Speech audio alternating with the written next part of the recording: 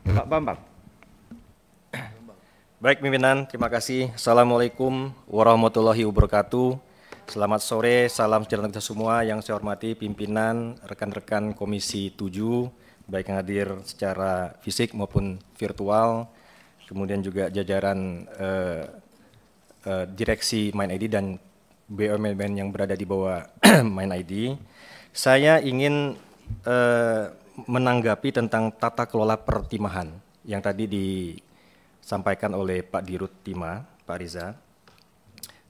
Jadi perlu saya sampaikan bahwa tanggal 13 September 2021 kemarin, saya sendiri mendapat undangan dari Kementerian SDM. Kita melakukan semacam rapat kecil ya, rapat kecil. Saya, kemudian juga Dirjen Minerba, kemudian juga PT Timah dan juga Gubernur Babel pada saat itu. Yang kita bahas ya antara lain tentang bagaimana tata kelola pertimahan. Bapak sekalian, yang ingin saya sampaikan bahwa Komisi 7 pada saat ini ada dua panja yang mungkin berkaitan erat dengan tata kelola pertimahan, yaitu yang pertama panja illegal mining dan yang kedua panja peningkatan pendapatan negara. Mungkin saya fokus kepada panja peningkatan pendapatan negara. Ini pintu masuknya seperti itu. Bahwa pada saat ini kita ingin bagaimana memberdayakan peningkatan negara dari sumber-sumber antara lain mungkin sektor pertimahan, kan seperti itu. Nah, pada saat ini Timah sedang menikmati masa yang sangat bagus, karena kenapa? Dalam sejarah pertimahan dunia pada saat ini harga timah tertinggi. Kalau nggak salah hari ini pun sekitar 36.000 ya, kalau nggak salah, kurang lebih seperti itu Pak Dirut ya. Nah, dengan situasi kondisi yang seperti ini, di saat negara sedang sulit karena kondisi pandemi, kita harus mendapat manfaat dari situasi ini, seperti itu. Nah, salah satu yang saya pikir juga berkorelasi dengan beberapa kegiatan yang pernah dilakukan di sini, seperti umpamanya sekitar di bulan Maret ada RDP juga antara Gubernur Babel dengan Komisi 7.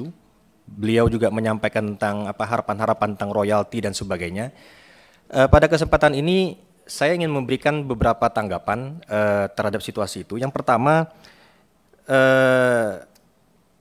pimpinan, bahwa pada kesempatan ini saya pikir bolehlah nanti royalti daripada ingot itu bisa ditinjau ulang. Pada saat ini hanya 3%. 3%. Dengan harga yang begini tinggi, saya pikir kita bisa mencontoh mungkin seperti mineral lain, seperti mungkin batu bara, ya kan, yang royaltinya secara berjenjang atau progresif. Ketika harga begini, maka akan ada harganya begini royaltinya. Ketika tinggi, saya pikir juga negara harus mendapatkan manfaat, kan seperti itu. Karena kalau dengan situasi yang sekarang, royalti yang hanya 3%, ini kasihan pimpinan. Kasihannya gimana? Dibagi lagi untuk pusat, dibagi lagi untuk pemerintah daerah. Pemerintah daerah dibagi lagi provinsi dan kabupaten. Padahal hanya 3%, kan seperti itu. Nah, kemudian yang kedua, kita juga melihat bahwa seperti disampaikan oleh Pak Dirut tadi, PT Timah ini kan sebagai pemilik IUP terbesar di Bangka Belitung. Dan yang jadi masalah, Timah ini seperti barang bebas. Seperti barang bebas. Jadi walaupun PT Timah punya IUP, ya kan, tadi Pak Dirut juga menyampaikan, tidak ada jaminan bahwa barangnya itu mereka pasti akan dapat. Karena kenapa? Barangnya sangat cair sekali. Nah, kenapa demikian? Karena ada disparitas harga.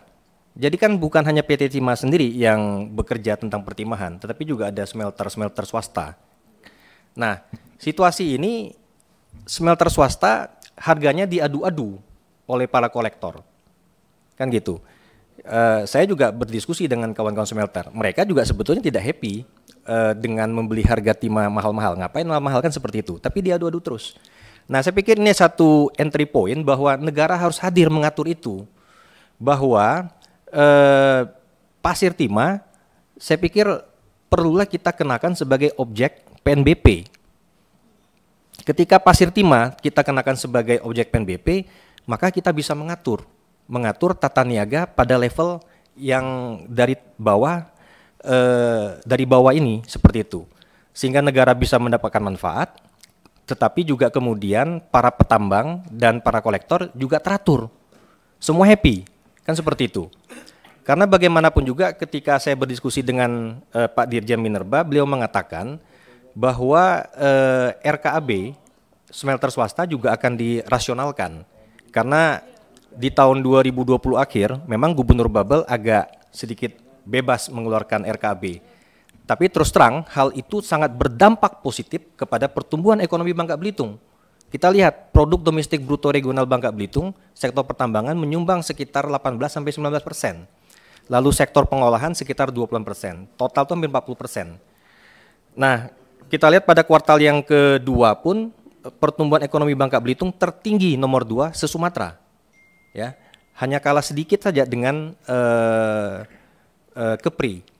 Nah, saya pikir kita perlu nanti pimpinan fokus kepada ini. Mungkin kita bisa perlu membuat FGD lanjutan untuk kita mengeksersis tata niaga pertimahan ini, sehingga negara bisa mendapatkan hasil yang maksimal, kemudian juga PT Timah sebagai BUMN ini juga dapat survive. Kita dengar tadi Pak Dirut mengatakan bahwa sempat rugi tapi sekarang untung, dan saya pikir ini harus kita pertahankan. Bagaimanapun juga pertambangan timah ini melibatkan masyarakat. Nah, dengan demikian jika kita aturin semua, ekonomi tetap tumbuh, BUMN sehat, smelter swasta juga bisa beroperasi. Everybody is happy, kan begitu. Ya, saya pikir demikian pimpinan yang bisa saya sampaikan. Saya pikir perlulah nanti kita lebih exercise sektor pertimahan ini. Demikian yang bisa saya sampaikan. Ya. Sungguhlah semak padang ilalang, takkan habis ditebas bersih. Omongan saya tak perlu panjang. Saya akhiri sekian dan terima kasih.